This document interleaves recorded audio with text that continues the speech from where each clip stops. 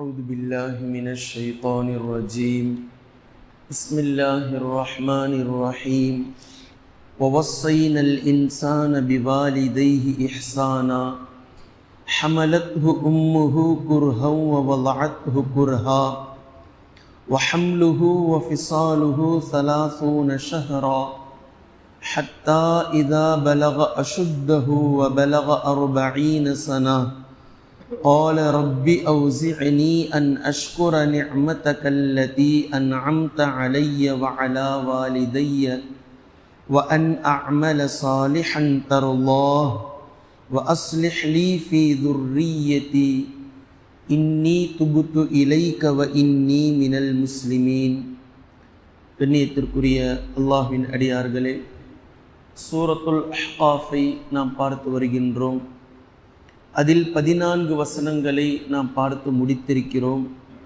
15வது வசனம் முதல் அல்லாஹு தாலா சொற்றொடரை இந்த சூறாவில் பெற்றோர்களின் விஷயத்தில் திருப்பியிருக்கின்றான். பெற்றோர்களை, குறிப்பாக தாய்மார்களுடைய தியாகத்தை பற்றி அல்லாஹு தாலா குறிப்பிடுகின்றான்.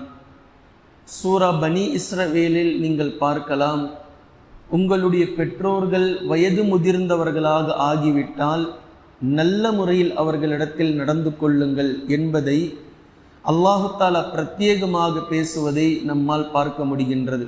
ஏனென்றால் நாம் சிறு பிள்ளையாக இருக்கக்கூடிய நேரத்தில், நாம் வாலிபர்களாக இருக்கக்கூடிய நேரத்தில் நம்முடைய பெற்றோர்களும் அவர்களுடைய வேலைகளை, அவர்களுடைய தேவைகளை அவர்களே நிறைவேற்றி கொள்ளக்கூடிய வயதில் இருப்பார்கள். அது வரைக்குமோ மதிப்பு கண்டிப்பாக கொடுக்கணும், கண்ணியம் கண்டிப்பாக கொடுக்கணும்.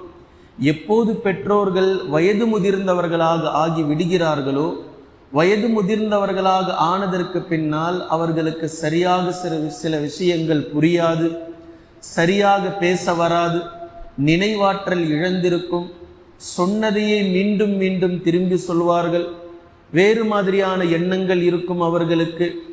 எதை செய்தாலும் குறை சொல்லிக் கொண்டே இருப்பார்கள், எதை சமைத்து வைத்தாலும் உணவில் குறை சொல்லிக் கொண்டே இருப்பார்கள். இவையெல்லாம் அவர்களுடைய வயது முதிர்ந்ததினால் ஏற்படக்கூடிய பிழைகள், கோளாறுகள். இதை தமிழிலே சொல்வார்கள், பெரியவங்களும் சின்ன பிள்ளையும் ஒன்று. சிறு பிள்ளை எப்படி புரியாமல் அடம் பிடித்து கொண்டு இருக்குமோ, இவர்கள் பெரியவர்களாக மாறி எல்லாவற்றையும் புரிந்து ஒரு கட்டத்தில் புத்தி பேதலித்து அவர்களுடைய உடல்நிலை தடுமாற்றத்தின் காரணமாக அவர்களும் சிறு பிள்ளையை போன்று நடந்து கொள்வார்கள்.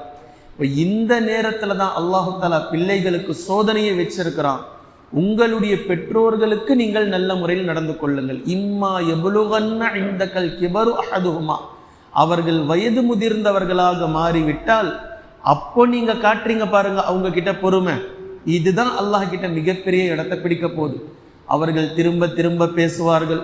ஒரு மருந்து மாத்திரையை கொண்டுட்டு வந்து நீங்க இதை காலையில, இது மாலையில, இதை சாப்பிட்டதுக்கு முன்னாடி, இது சாப்பிட்டதுக்கு பிறகு என்று சொன்னால் அடுத்த வேலையே மறந்து போயிடும்.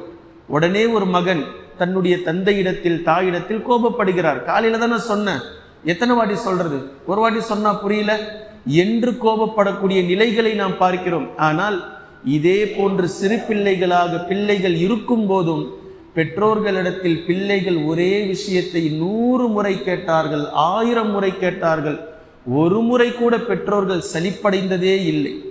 ஒரு முறை கூட பெற்றோர்கள் அதை கவலைப்பட்டதே, கஷ்டப்பட்டதே இல்லை. அதை திரும்ப திரும்ப திரும்ப திரும்ப திரும்ப திரும்ப சொல்லிக்கொண்டே இருந்தார்கள். இப்படி ஆனந்தம் கொண்டார்கள் பெற்றோர்கள். ஆனால் 2வது முறை, 3வது முறை அதை சொல்லிக் கொடுப்பதற்கு பெற்றோர்கள் பெரியவர்களாக ஆனதற்கு பின்னால் அவர்களுடைய பெற்றோர்களுடைய விஷயத்தில் அவர்கள் எவ்வளவு, அதாவது கை சேதப்படுகிறார்கள்.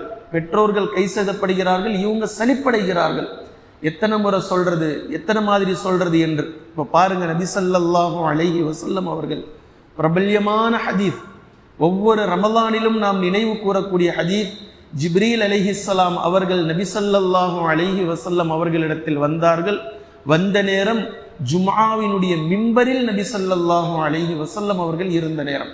இப்போ ஜிப்ரீல் அலைஹிஸ்ஸலாம் நபி ஸல்லல்லாஹு அலைஹி வஸல்லம் அவங்க கிட்ட சொல்றாங்க, யா ரசூலல்லாஹ், யா முஹம்மத், நீங்க ஆமீன் ஆமீன் ஆமீன் என்று சொல்லுங்கள் என்று சொல்லிவிட்டு சொல்கிறார்கள், ஒருவன் நாசமாகட்டும் நாசமாகட்டும் நாசமாகட்டும், ரகிம அன்ஃப் ரகிம அன்ஃப் ரகிம அன்ஃப், நாசமாகட்டும், நாசமாகட்டும், நாசமாகட்டும் என்று ஜிப்ரீல் அலைஹிஸ்ஸலாம் அவர்கள் சொல்லி நபி ஸல்லல்லாஹு அலைஹி வஸல்லம் அவர்களுடைய வாயால் ஆமீன் என்று கூறுங்கள் என்று சொல்லிவிட்டு சொல்லிய 3 செய்திகளில் ஒன்று, யாருக்கு பெற்றோர்கள் இருந்து அவர்களில் இருவரோ அல்லது ஒருவரோ இருந்து வயதான நிலையை அந்த பெற்றோர்கள் அடைந்த பின்பும் எந்த பிள்ளை சொர்க்கத்தை அடைய மாட்டானோ அவன் நாசமாகட்டும்.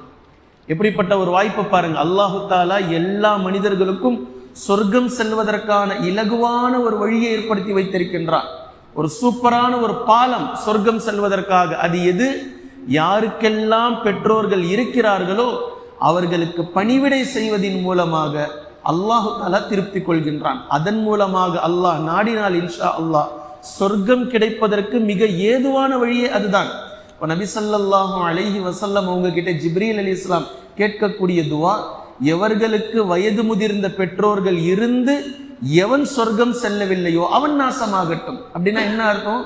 வயசான காலத்துல பெற்றோர்களை இவன் கண்டு கொள்ளவே இல்லை, அவங்க பாட்டுக்கு அவங்க கஷ்டப்பட்டுக்கிட்டு கண்ணீர் வடித்து கொண்டு அவர்களுடைய தேவைகளை அவர்களால் நிறைவேற்ற முடியாத இருந்த இக்கட்டான நிலையில் இவர் பாட்டுக்கு இருந்தார். இவர் வேலையை பார்த்தார், இவர் பொண்டாட்டி பிள்ளைங்களை பார்த்தார், இவர் பாட்டுக்கு இவர் தனியா இருந்தார். அவங்க எப்படி அவங்களுடைய ஜனாசாவுக்கு மட்டும் போயிட்டு வந்துட்டார், முடிஞ்சு போச்சு. இதல்ல பெற்றோர்களுடைய வேலை. நான் பலமுறை சொல்கின்றேன், அவர்களோடு அமர்ந்து சாப்பிடுங்கள், அவர்களுக்கு உங்களுடைய கரத்தால் எடுத்து வையுங்கள். இது போதுமா, இன்னும் வைக்கவா என்று கேளுங்கள். இவ்வளவுதான் அவங்க எதிர்பார்க்கிறாங்க. பல பெற்றோர்களுக்கு உங்களுடைய சம்பாத்தியம் தேவையில்லை, அவர்களுக்கு வருமானம் இருக்கிறது. அவர்கள் எதிர்பார்ப்பதெல்லாம் நாம் நம்முடைய பிள்ளைகளின் மீது சிறுபிராயத்தில் காட்டிய அன்பை இந்த நேரத்தில் அவர்களும் அதை எதிர்பார்க்கிறார்கள். என் மகன் என்னை விட்டுட்டு சாப்பிட மாட்டான், என் மகள் என்னோடு தான் அமர்ந்து சாப்பிடுவாள். இந்த பாச பிணைப்பை அவர்கள் எதிர்பார்க்கிறார்கள். அதை உங்களுக்கு கொடுங்க, சந்தோஷத்தை கொடுங்க. நபி ஸல்லல்லாஹு அலைஹி வஸல்லம் அவர்கள் இந்த துஆவிற்கு ஆமீன் என்று சொல்லி இருக்கிறார்கள். நபி ஸல்லல்லாஹு அலைஹி வஸல்லம் அவர்கள் சொல்லிய இன்னொரு ஹதீஸை பாருங்கள். ஸலாஸத்துன், 3 மனிதர்கள் இருக்கிறார்கள். லா யக்பலுல்லாஹு ஸர்ஃபன் வலா அத்லா.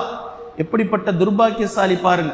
அல்லாஹு தஆலா இவர்களிடமிருந்து எந்த நன்மையான காரியத்தையும் ஏற்றுக்கொள்வதில்லை. ஸர்ஃபம் வலா அத்லா, அவர்களுடைய எந்த சதகாவையும் ஏற்றுக்கொள்வதில்லை. சுப்ஹானல்லாஹ்.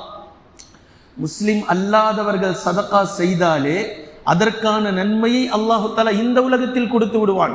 இப்ப இந்த இடத்துல ஹதீஸ்ல நபி ஸல்லல்லாஹு அலைஹி வஸல்லம் அவர்கள் சொல்றாங்க, எந்த நன்மையான காரியமும், தொழுகை, நோன்பு, ஹஜ், ஜகாத், அவருடைய சதகா, எதையும் அல்லாஹு தஆலா ஏற்றுக்கொள்ள மாட்டான். நம்பர் 1 யார்? ஆக்குன், பெற்றோர்களை நோகடித்தவர். ஆக்குன், அவங்களுக்கு பெற்றோர்கள் இருக்கிறாங்க, பெற்றோர்களுடைய உள்ளத்தை புண்படுத்தியவர். இவருடைய எந்த அமல்களும் அல்லாஹ்விடத்தில் ஏற்றுக்கொள்ளப்படாது. 2வது ஒமன்னானுன், செய்த நன்மைகளை, செய்த சதகாவை, செய்த தான தர்மத்தை சொல்லி காட்டிக் கொண்டு இருப்பவர் ஒமன்னானுன். 3வது ஒமுகzzபும் பில் கத்ரி, விதியை பொய்யாக்கியவர், விதியை நம்பாதவர், அல்லாஹ்வினுடைய ஏற்பாட்டை நம்பாமல் இருப்பவர். இந்த மூவருடைய எந்த அமலையும், எந்த தான தர்மத்தையும், சதகாவையும் அல்லாஹ் ஒருபோதும் ஏற்றுக்கொள்ள மாட்டான் என்று சொல்லக்கூடிய இந்த ஹதீஸ் கிதாபு சுன்னாவிலே நீங்கள் பார்க்கலாம். இதே போன்று அல்லாஹ்வின் தூதர் ஸல்லல்லாஹு அலைஹி வஸல்லம் அவர்களிடத்தில் ஒரு மனிதர் வந்தார், ஒரு நபித்தோழர் வந்தார் ரலியல்லாஹு அன்ஹு. அவர் சொன்னார், அல்லாஹ்வின் தூதரே, ஷஹித்து அல்லா இலாஹ இல்லல்லாஹ் அன்னக ரசூலுல்லாஹ், வணக்கத்திற்குரியவன் அல்லாஹ்வை தவிர வேறு யாரும் இல்லை என்று நான் சாட்சி கூறுகின்றேன், நீங்கள் அல்லாஹ்வின் தூதர் என்று நான் சாட்சி கூறுகின்றேன். மேலும் என் மீது கடமையாக்கப்பட்ட எல்லா தொழுகைகளையும் நான் தொழுகின்றேன். ரமலான் மாதத்தினுடைய கடமையான நோன்பை முழுவதுமாக நான் நோக்கின்றேன். என் மீது கடமையாக்கப்பட்ட ஜகாத்தை என் பொருளில் இருந்து நான் கொடுக்கின்றேன். என்னுடைய காலம் வரும்போது நான் ஹஜ்ஜை செய்கின்றேன். இதெல்லாம் அவர் சொல்லி முடிக்கிறார். சொல்லி முடிச்ச உடனே நபி ஸல்லல்லாஹு அலைஹி வஸல்லம் அவர்கள் சொல்றாங்க, மன் மாத அலா ஹாதா, மன் மாத அலா ஹாதா. இப்ப இவர் சொன்னார்ல இந்த வரிசை, ஷஹாதத் சொல்றார், தொழுறார், நோன்பு வைக்கிறார், ஜகாத், ஹஜ் எல்லாவற்றையும் சரியாக அல்லாஹ் விதித்த கடமையை சரியாக பேணக்கூடிய இவர் இப்படியே இருந்து மன் மாத அலா ஹாதா, இதே நிலையில் சரியானவராக கரெக்டானவராக இருந்து இவர் இறந்து போனால், கான மஅன் நபிய்யீன வஸ்ஸித்தீகீன வஷ்ஷுஹதாஇ யௌமல் கியாமத்தி, நாளை மறுமை நாளையில் ஷுஹதாக்களோடும் சித்தீகீன்களோடும் நபிமார்களோடும் இவர் இப்படி இருப்பார் என்று ஹாகதா வனஸப இஸ்பைஹி தங்களுடைய விரல்களை இப்படி கோர்த்து காட்டினார்கள். நபி ஸல்லல்லாஹு அலைஹி வஸல்லம் அவர்கள் இவர் சொன்ன மாதிரி இதே மாதிரி இவர் இருந்தால் நபிமார்களோடும் சித்தீகீன்களோடும் ஷுஹதாக்களோடும் இப்படி இவர் இருப்பார் என்று விரலை கோர்த்து காட்டிவிட்டு பின்பு சொல்றாங்க, மாலம் யஉக்க வாலிதைஹி. இது எப்போ நடக்கும் தெரியுமா? இவர் தங்களுடைய பெற்றோர்களை நோவினை செய்யாமல் இருக்கும் காலம் வரை இது நடக்கும். ஒருவேளை இவர் நோவினை செஞ்சிட்டாரு, அங்க இன்ட்டும், அங்க அல்லாஹ் கிட்ட முடிவு போயிடும். இப்போ இவர் தொழுத தொழுகை கேள்விக்குறி, இவர் வைத்த நோன்புகள் கேள்விக்குறி, இவர் கொடுத்த ஜகாத்துகள், இவர் செய்த ஹஜ்ஜுகள், இவர் செய்த அத்தனை நன்மையான காரியங்களும் அல்லாஹ்விடத்தில் கேள்விக்குறியாக வந்து நிற்கும். மாலம் யஉக்க வாலிதைஹி, இவருடைய பெற்றோர்களுக்கு இவர் நோவினை செய்யாமல் இருக்கும் காலமெல்லாம் இன்ஷா அல்லாஹ் இவர் நபிமார்களோடும் ஷுஹதாக்களோடும் சித்தீகீன்களோடும் இருப்பார் என்று அல்லாஹ்வின் தூதர் ஸல்லல்லாஹு அலைஹி வஸல்லம் அவர்கள் சொல்லிய ஹதீஸ் அம்ர் இப்னு முர்ரா ரலியல்லாஹு அன்ஹு அவர்கள் அறிவிக்கிறார்கள். அஹ்மதிலே 24299வது இலக்கத்திலும் ஸஹீஹு தர்கீபில் 2515வது இலக்கத்திலும் நாம் இந்த ஹதீஸை காணலாம். கண்ணியத்திற்குரிய அல்லாஹ்வின் அடியார்களே, பெற்றோர்களுடைய விஷயத்தில் கவனக்குறைவாக இருப்பதின் காரணமாக அளப்பெரிய வேதனையை, அளப்பெரிய நெருக்கடியை மறுமையில் நாம் சந்திக்க நேரிடும் என்பதை நாம் மனதில் பதிய வைத்துக் கொள்ள வேண்டும். அதை நபி ஸல்லல்லாஹு அலைஹி வஸல்லம் அவர்கள் கடுமையாக நம்மை எச்சரித்திருக்கிறார்கள். அல்லாஹுடைய தூதர் ஸல்லல்லாஹு அலைஹி வஸல்லம் அவர்களும் பெற்றோர்கள் விஷயத்தில் எந்த முறையில் நடந்து கொள்ள சொல்லி இருக்கிறார்களோ அந்த அடிப்படையில் நடந்து அல்லாஹினுடைய பொருத்தத்தை பெறக்கூடிய நல்லடியார்களுடைய பட்டியலில் அல்லாஹு தஆலா நம்மை சேர்ப்பானாக. குர்ஆனையும் ஹதீஸையும் தெளிவாக விளங்கக்கூடிய நபர்களாகவும் அதை நடைமுறைப்படுத்தக்கூடிய மக்களாகவும் அல்லாஹ் நம்மை ஆக்குவானாக. சுப்ஹானக்கல்லாஹும்ம பிஹம்திக அஷ்ஹது அல்லா இலாஹ இல்லா அன்த அஸ்தக்ஃபிருக வ அத்தூபு இலைக்.